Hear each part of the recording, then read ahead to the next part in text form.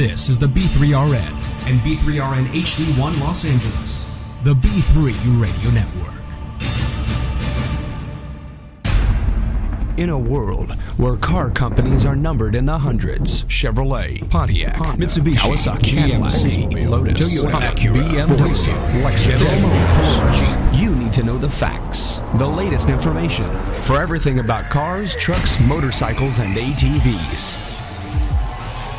This is Speed. Welcome back to this episode of Speed, and on this episode we're going to talk about the Corvette celebrating its birthday. The next Maserati is spied on. A list of cars that are low in cost but are a good value is revealed, and really, really bad news for Ford. And I mean really bad news for Ford. Oh, so it's Ford. Yeah. Okay. Yeah, it's Ford. Welcome back to Speed, only on the B3 Radio Network, Southern California's only internet talk station. I'm your host, Brian Bombarios, and behind the boards, Boontar and MacGyver Horn. Yo. Don't forget, you can check out everything at b3radionetwork.webs.com. We are on YouTube, Facebook, iTunes, Twitter, and blip.tv. So are you done with that class finally, that mechanics class? Yeah, finished about a week and a half ago. And then you conquered that engine, right? Yes. Well, conquering one's engine is a celebratory event, and especially for Corvette. It's celebrating a birthday, and it's a big milestone, too. How old? 60 years old. 60 mark. Yeah. Oh, wow. It's the 60th anniversary for the... It's probably one of the... I would say probably one of the best supercars that is affordable, in a sense. Yeah. You know what I mean? Like, it's very expensive still. Like, if you've gone to the Chevrolet website, you can easily top $200,000 for a Corvette.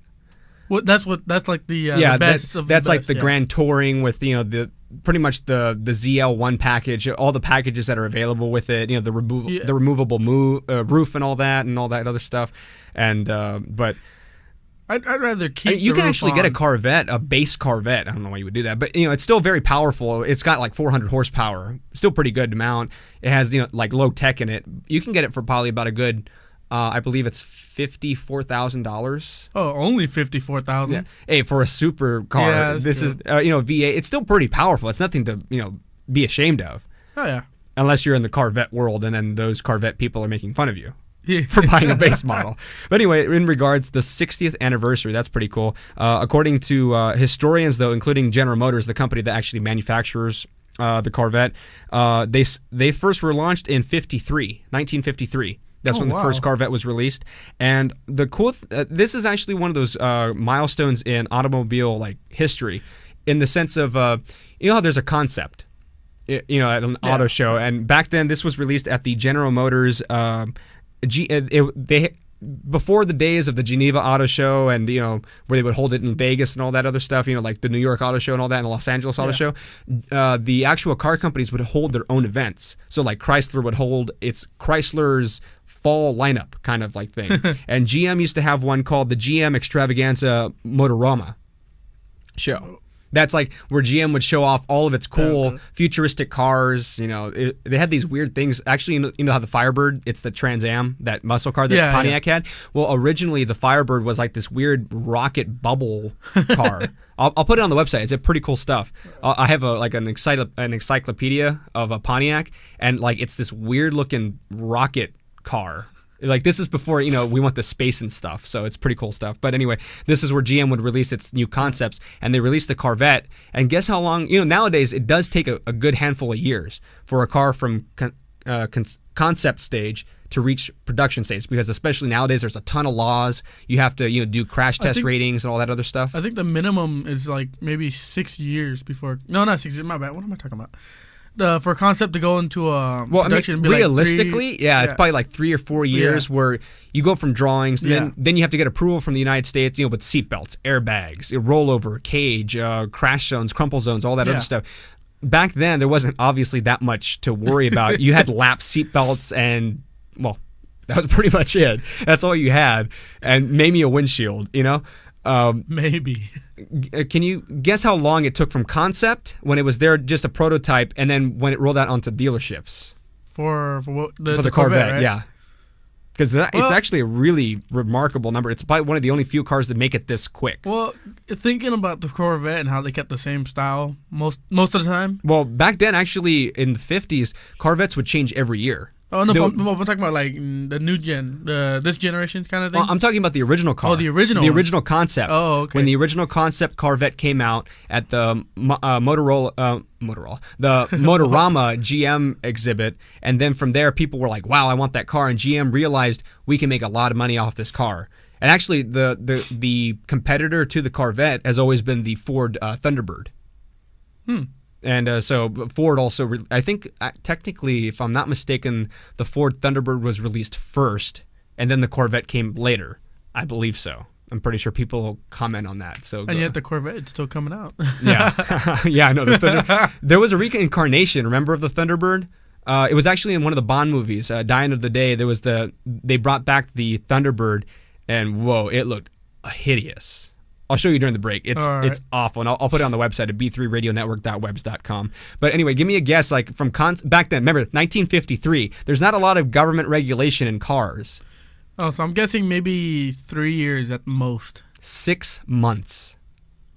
What? Yeah, 6 months. So pretty much. Wait. 6 months Yes. from the drawing board to production. Yeah, 6 months from concept. There's a prototype, only one prototype spinning on the showroom floor, and people are going ooh ah. And then 6 months later, you go to your Chevrolet dealership, And they have it there. and there's a whole bunch of them just lined up waiting to get purchased.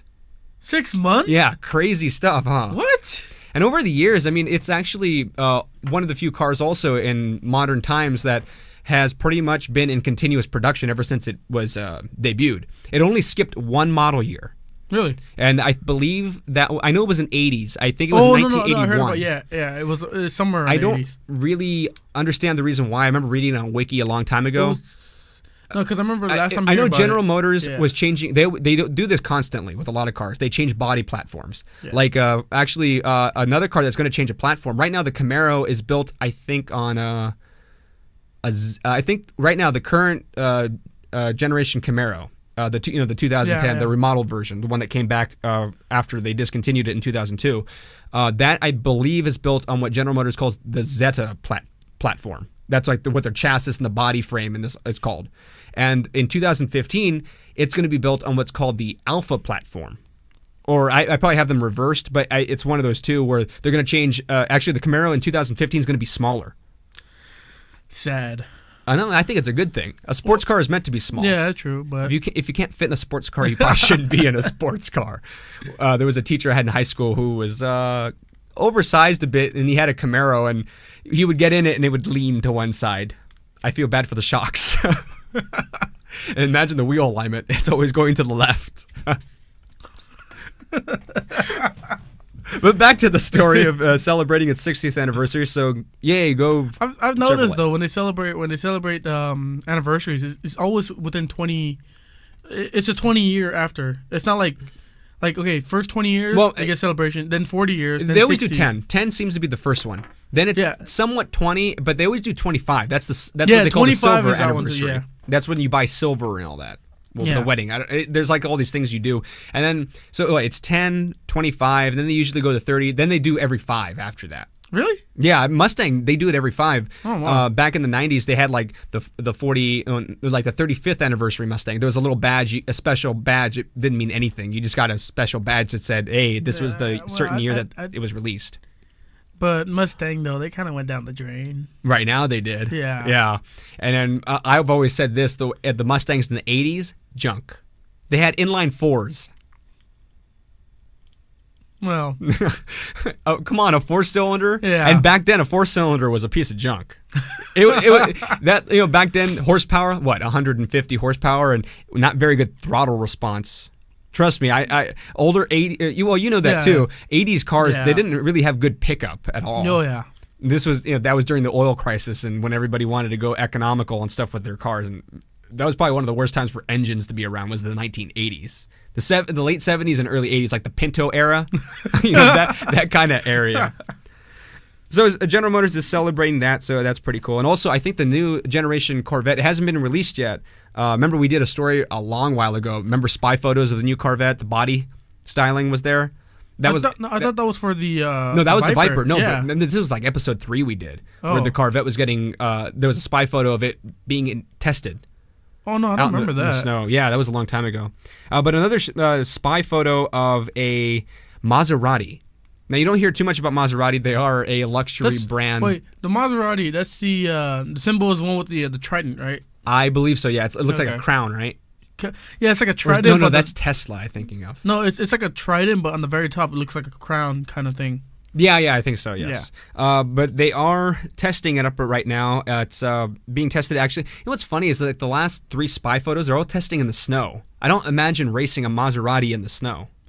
But then again, if you can handle the snow, no problem. Imagine being on. Yeah, I guess that's like the saying. Like, if you can make it in New York, you can make it anywhere. If you can drive in the snow, you can drive anywhere, right? Pretty much. I guess, but it's actually a station wagon format.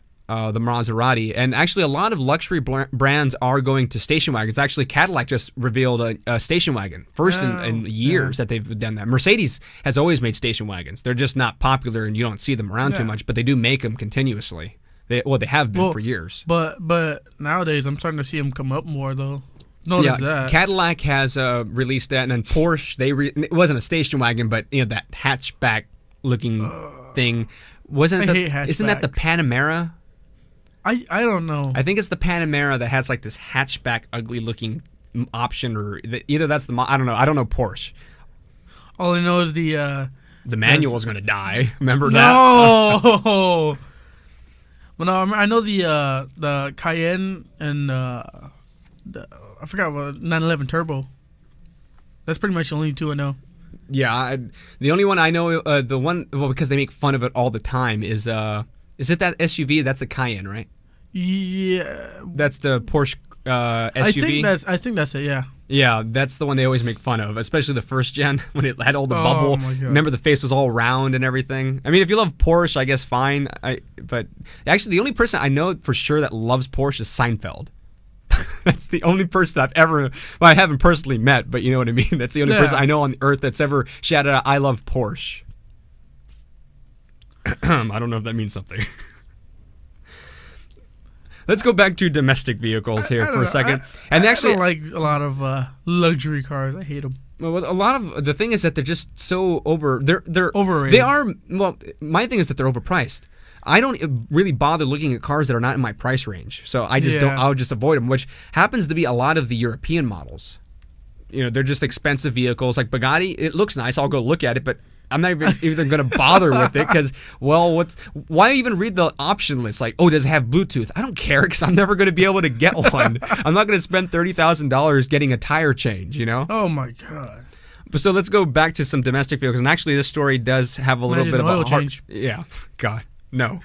Let's not go there. News for GMC, finally. GMC is a division of General Motors that really doesn't get talked about too much. They are the... Yeah, I've noticed we haven't really talked about it. Yeah, that's because General Motors doesn't release a lot of things unless it's with Cadillac, and we still haven't done anything with Cadillac because they haven't really released anything. It's usually the Chevrolet division that's very popular and that's moving a lot right now.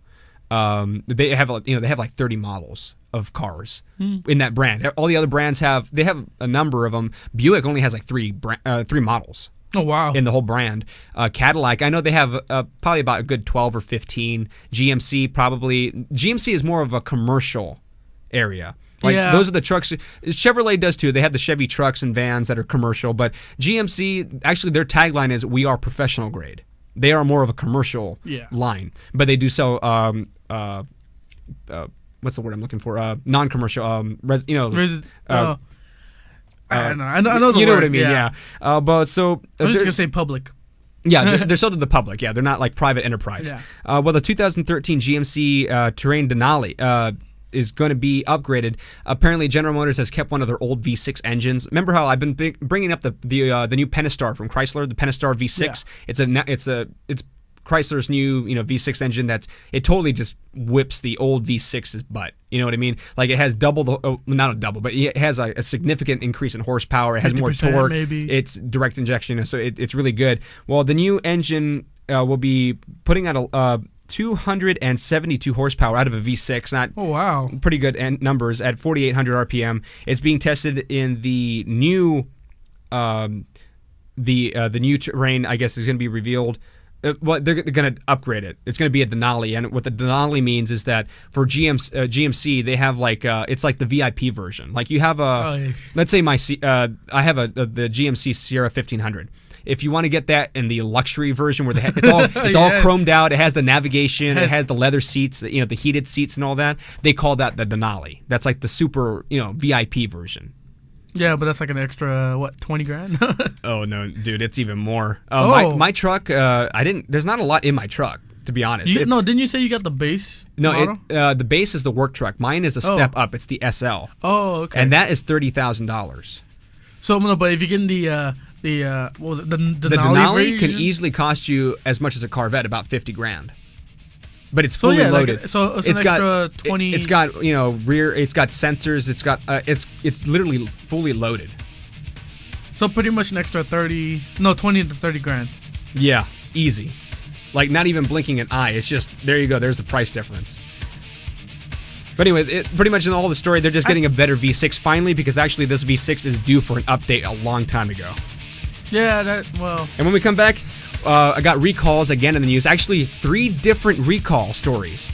2 of them are normal recalls that we do here on the show, and Ford is having a major recall, and it's really bad. It's probably the worst story I've ever done. Save that one for last. Yeah, it's the worst story I've ever done here on the show.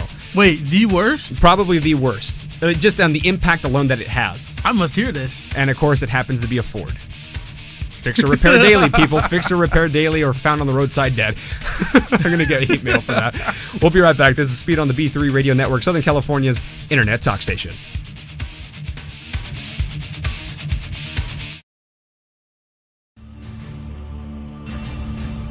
This is the B3RN and B3RN HD1 Los Angeles. The B3 Radio Network.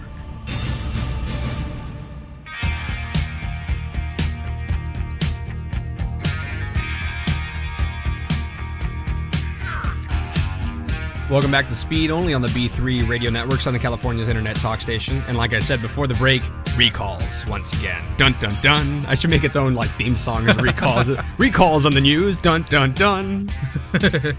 Here's one for Subaru. Oh, Subi. Yeah, actually, this is a brand I always forget about. I just don't even remember it. Well, no, I always remember it because there's only one specific car that I know for sure. Is it the Forester? No, it's. Oh, is that the recall? Yeah, that's the recall. Oh, no, it's not the. It's not the Forester. Which one are you talking about? The Subaru WRX STI. Oh yeah, you were telling me about that. That one's like that. You mentioned it on an episode a long time ago. Yeah. That one, everybody buys it for. It's super. The rally. Well, yeah. No, the rally sport. Yeah. Well, this one is the SUV, the Subaru Forester. And it may have faulty seat belts. Not a very good thing here. Here's the problem. Subaru is recalling certain Foresters for rear center seat belts that may not lock in a crash if the child seat is installed. Oh, wow. Yeah. If the belt does not restrain the seat, there is a high risk for injury, and the child sitting in the back seat, in the car seat, I shouldn't even mention it, death could occur and injury. The fix is that owners will be notified in no later than April 13th. And I would think if you're trying to protect children, you call now. Yeah. You forward all those. You pay first, priority shipping on those, those labels. Yeah, ship those out. The dealers will install a near rear seat assembly for the seat, the connecting device for the seat belts. At no charge to the consumer, Subaru can be contacted if you are a concerned parent, especially if you have a kid and you have a Subaru of any kind. Just go ahead and give them a call. And this is Subaru's number 1-800-782-2783. Regarding the recall number, their recall number for the file is WQA-37. Again, that you can call Subaru and get any questions or comments that you have regarding your Subaru. And this is directly toward the Forester, but again, might as well just be safe than sorry, right? 1-800-782-2783, and the recall number is WQA-37. Really, Subaru? Really? And the number of vehicles affected by this recall is 275,000 2009 to 2012 Subaru Forester models that are being recalled. Wow. Yeah. And I won't actually go into when they're being built because actually I guess they were built on and off in the factory. But yeah, that's pretty much a 3-year span of Subaru that is being recalled. Again, 275,000 Subarus being recalled. And that's not the only recall this week. Another recall roundup here is the 2011 through 2012 Hyundai Sonata hybrid seatbelts. Here's a seatbelt issue again, another one. And also... Wait, only on the hybrid version? Yeah, apparently that's according to the story. Only hybrid versions have a seatbelt issue, and also another story in that same story of recalls. So technically, I guess there's 3 here. 2012 Volvo. We haven't done a Volvo yet. S60 and XC60 fuel line problems. Oh wow. Let's start with the Hyundai Sonata first, shall we? The hybrid. This is directed toward the hybrid only. The problem is that the center position seatbelt for certain models of the Sonata hybrid can be detached. Now, it's not like you rip it out and then it's broken. It literally can, by a push of a button, it can detach. But by government, here in the United States, by government law, that's a no-no. You can't do that. So here's the little problem that had, which is permissible if the back seats, if they fold down, then the seatbelts can detach. Like the assembly, you can take them apart and stuff. Only if the seat folds down. But on this particular model, the seat doesn't fold down, and the assembly is able to come out. So that's violating federal manufacturing guidelines for the Hyundai Sonata hybrid seatbelt. That's only the hybrid. Yeah, apparently only the hybrid got that issue. I'm guessing because the battery pack's in the back, so there's no need to fold down the seat. That's what I'm guessing. Yeah. Probably the architecture, is different than the gasoline version.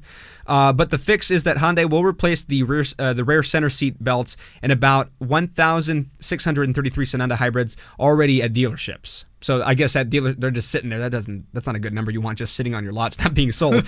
However, the approximate number of vehicles that have already been sold to consumers is 13,095 vehicles that are being issued recalls for this little problem. Well, at least that number's not that but big. But Hyundai actually, this is all political now. Hyundai plans to actually petition this recall. The government is forcing them to do the recall because obviously they violated a law in the United States, but they're saying Hyundai doesn't believe that the seatbelt issue poses a serious safety issue. If the petition is rejected, Hyundai will have to launch a major recall for those vehicles. I think that recall is going to get rejected. Yeah. Well, I mean, as in for Hyundai, I mean, as in them trying to petition it, that petition is going to be thrown away. The reject is going to get rejected. Yeah. Yeah, I agree. They violated a law, and too bad. You have to play by the rules. And actually, what probably it came down to is that they penny pinched. They didn't want to make a whole new assembly for the hybrid version, so they just took the gasoline version and they just put it in there. You know what I mean? Because then they have to do a whole new architecture, new manufacturing, which costs money, which is what I'm guessing they did. Maybe not by purpose, maybe by accident. Who knows? Because there is a lot of different divisions that go into building one car. Sometimes the design division never talks to the aerodynamic division when you're building a car. Yeah, but when you're building a car, though, you don't want to cut corners, man. Especially violating federal law. Yeah, if you cut corners, that's I'm pretty sure the government could issue, some kind of like fine. I'm pretty sure they can. Yeah, and they can. I know at certain times they could even bar levies onto, hey, manufacturer, get out of you can no longer manufacture your vehicle. Yeah, but they've done it before. But that's why you don't hear those brands, because they're probably really cheap, ugly brands. But anyway, the number of Hyundai Sonata hybrids that are affected is 14,728 units. Yeah, and really quick, the 2012 Volvo S60 and XC60, the problem is that the underbody coating, I guess for the rusting problem and stuff. Oh, yeah? You know how they undercoat the vehicles and stuff? It was incorrectly applied, and it has... There in certain areas, it's there's too much of an excessive amount, and the problem is that it clots up, and it's clotting up near the fuel lines, which the fuel lines. It doesn't say exactly why it could cause it says it can cause a fire. I'm guessing the coating. I guess it's just it insulates the fuel. And so it creates heat, and then that heat can burst the fuel line. I'm guessing that's what it is. It's not a very clear. No, because the fuel lines are. Fuel lines. You don't want to. Nothing should be touching those fuel lines, and apparently the coating is touching those fuel lines. So that's what's causing the problem. The fix is that Volvo plans to inspect the affected vehicles, remove any excess underbody coating near the fuel lines. In addition, the dealers will inspect the lines, and if they need to replace them, they will do it free to the consumer at no cost to them. And the number of vehicles affected by that is 2,742 vehicles. Wow, that's a lot. Yeah. Like I said, though, you don't want to cut corners, man. No, not at all. Especially with automotive. You don't want to cut corners. Yeah. And really quick, we're actually running out of time here, so I actually wanted to. This is actually last one. Yeah, I want to hear this one. Oh God. Okay. Ford. Now, Ford and me have had an interesting relationship. I feel like I can bash on Ford because I used to own a Ford. I used to have a '95 Ford Mustang convertible. V6, 3.8 liter V6, piece of junk. Horrible car. Probably the worst car I've ever had. And I know a lot of people will defend it. Yeah, is the 2005 Chevrolet Monte Carlo. Now I know a lot of people love that car. Actually, my uncle bought the car off of me because he just loved the body styling and the car so much.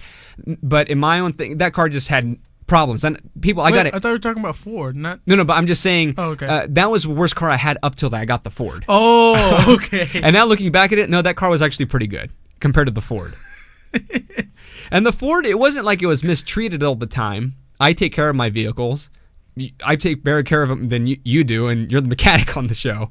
But yeah, this story actually hurts. Let me just read the story because it's actually a very lengthy story. A landscaping company from New Jersey is suing Ford. Now, landscaping, they cut your grass, they shape your yard. They're pretty much the gardener people. They're suing Ford, alleging that the automaker knowingly sold defective vehicles for decades. Not 4 decades, but for a while. For a while. According to Automotive News, which is a website and I believe a magazine, the lawsuit brought by Koba Landscaping and Construction, blah blah blah. Ford is selling vehicles with defective fuel tanks and working to hide the known issues from the customers. So they knowingly knew that they had faulty fuel tanks, and they had a memo pretty much saying, "Let's not have this issue come up." And I believe this was around the same time when they were having that Firestone rollover issue. Remember this was years ago. This is probably like almost 15 years ago. I probably don't remember it then. Well, we were kids, but I remember it being all over the news. You don't remember that, where Ford, Firestone, the tire company, was suing Ford, and Ford was also suing the Firestone company because all their SUVs were flipping over. The tires were the improper tires on the vehicle, and Firestone was saying, "No, Ford, you screwed up. You were supposed to tell us what tires you wanted. We just gave you the tires, and we put them on the cars." And then Ford was going, "No, you should have known that. You were the one that manufactured the tire. You should have told." It was back and forth cat fight because people were driving their SUVs, and they were just flipping over because they were the wrong tire size. That's pretty much all it came down to. This was around that during the same time, so I'm pretty sure Ford didn't want any more. Bad black label. Yeah. They didn't want another black eye. They already have one black eye. They don't want to be blind, right? I kind of agree with Firestone though. Yeah. But here's the rest of the story. The suit further alleges that Ford issued a technical service bulletin. Pretty much they gave a memo on the problem to dealerships in 2007. But the notice was reportedly, and this is in quotations, secret and never shared with customers. So Ford, the actual, the headquarters, told their dealerships, "Hey, there's a problem with our cars, but we are not going to do anything about it. So hush, hush." And the dealership said, "Okay, we're not going to say anything." Wow. And apparently, the fuel tank failure could have affected hundreds, if not thousands, of vehicles. Now, here's the problem with that fuel tank issue: is that the lawsuit concerns fuel tanks in the 1998 through 2008. This is a decade. This is 10 years of Ford F-Series pickup trucks and E-Series, aka the Ecoline, the van. The van, the commercial vans that you see driving around, and the F-Series. Oh, this is F-150, the F-250, the F-350. This is all the trucks. All trucks. This is what it was, though. The internal fuel tank lining would separate and flake off. Those flakes could clog the vehicle's fuel systems, and the metal flakes or rust, and it could rust on the inside, causing the engine to lose power or stall. Another reason why I don't like Ford. Yeah, a Ford spokesman's told us actually. Well, there's all this other stuff now that Ford's because they haven't been given the papers. When you file a lawsuit to somebody, the lawyer has to give the papers to the person being sued, and Ford hasn't received that yet. So obviously, no comment. They're not going to say anything until they get their lawyers, which they probably have the best lawyer, one of the best team of lawyers in the world. They probably have the OJ team to back them up. You know what I mean? But also, there is another problem with the fuel. Parts is that all fuel tanks are held on by metal straps. Yeah. Well, those straps were never coated properly, and they rust, and the fuel tanks literally fall off. And this is all Ford. This is all Ford. This is the Ford F-Series and E-Series vans and trucks from 1998 through 2008. This is 10 years of Ford. And by the way, from my own personal experience, my parents did own a few Mustangs. They actually had like 3 or 4 Mustangs. Probably the worst cars they ever had. Just problem. After 20,000 miles, they needed to get the fuel filter changed. That kind of stuff. Like just small things that, that's kind of something you should do after about 100,000 miles. You get the fuel filter changed. After 20,000 miles, and this is a brand new car. My parents did not buy used Mustangs. They bought them brand new from the dealership in 84. Wow. This is before I was born kind of era. So, bad stuff. The National Highway Traffic Safety Administration is going to investigate the F-Series and the E-Series trucks. And so far, the investigation covers 2.7 million vehicles. Whoa! And Ford recalled the F-150 97 through 04. They pretty much are issuing. They issued recalls on different issues on all of these vehicles before already. They're for different. So people have already complained about it. Not against this one particular issue, but they've already had other issues with it. And also, by the way, this does include Lincoln actually made a truck. Really? Yeah, Lincoln. It actually looks kind of cool. It's all right. The Lincoln Blackwood. If you look it up, it's actually a pretty neat looking luxury truck. Oh. It only lasted for maybe I think 2 years. Poor sales, really bad sales. No. But it was that's also being covered by because pretty much it's just a F-150, but it's got the Lincoln badge on it. That's pretty much all it is. Yay! But bad news for Ford, man. That's probably one of the worst stories I've ever read. I mean, that's a lot of. But like I said, though, another reason why I wouldn't buy a Ford. Yeah. Well, I had the Mustang, and I got to say that was one of the worst things I ever did. Was buying a Ford. Well. Thank God I wasn't on the roadside dead, or I did have to fix it or repair it daily though. So it did live up to its name. Well, the main reason why I don't like Fords is because I have a mechanic that has 20 years of experience that does not like Ford, and I'm going off of what he says. Yeah, I know. And going off of what you said, then yeah, that's the reason why I don't like it. That and my own personal opinion, I think exactly. Ford just doesn't make good-looking cars. Exactly. See what I'm saying though? Going right off all of that. If you love Ford, go ahead and give us a shout out. If you love Ford, defend your honor here, which I don't know. That's actually a pretty hard story to try to defend that kind of a story, unless you're the CEO of Ford trying to back it up. I would like to hear the excuses for that story. Yeah, you can call us anytime and leave a voicemail at 626-532-7154. That's 626-532-7154, or email us anytime you want at speedradiob3@yahoo.com. I'm Brian Bombarius, and behind the boards, Boontar MacGyver Horn. Yep. This is Speed on the B3 Radio Network, Southern California's only internet talk station.